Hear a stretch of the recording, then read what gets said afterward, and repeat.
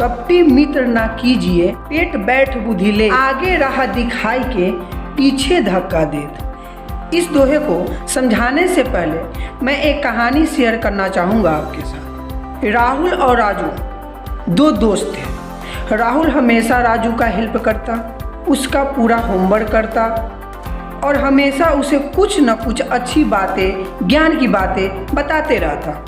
और जब भी राजू किसी प्रॉब्लम में होता तो राहुल वह पहला इंसान होता जो उसके पीछे खड़ा रहता, उसकी हेल्प करने के लिए।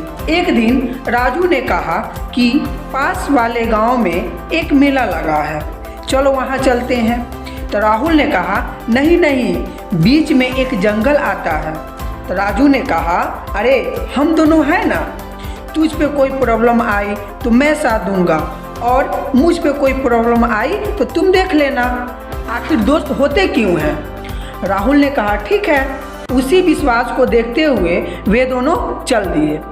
जब रास्ते से जा रहे थे तब जंगल के बीच में एक भालू दिखाई देता है, एकदम खूंखार। यह देखकर राजू बहुत डर जाता है और खुद को बचाने के चक्कर में राहुल को धक्का मारते हुए भागकर एक पेड़ पर चढ़कर बैठ जाता है। जब तक राहुल उठकर भाग सके तब तक भालू काफी पास आ चुका था।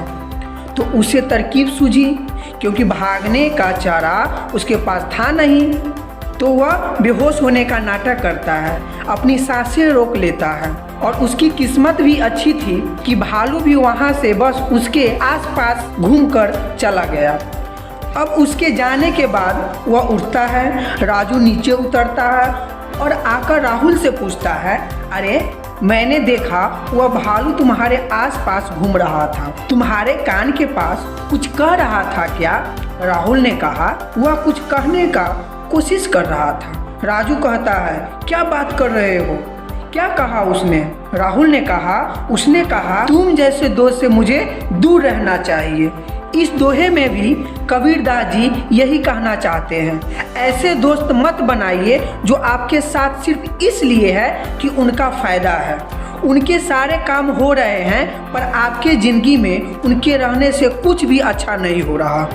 क्योंकि दोस्ती कृष्ण और अर्जुन में भी थी और कर्ण और दुर्योधन में भी, लेकिन उनकी दोस्ती में और कृष्ण और अर्जुन की दोस्ती में इन दोनों में बहुत बड़ा फर्क था।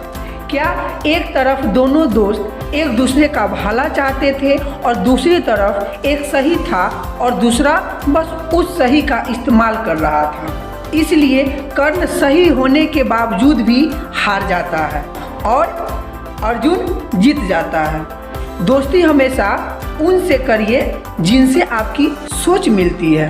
काम भले ही ना मिले पर सोच मिलना चाहिए। अगर आपके लिए जो सही है वह उसके लिए गलत है तो दोस्ती ज़्यादा दिन तक नहीं चल सकती। इसलिए दोस्तों को बहुत सोच समझकर परख कर बनाएं कि ऐसा ना हो वक्त आने पर वह गलत दोस्त आपको धक्का देकर चला जाए।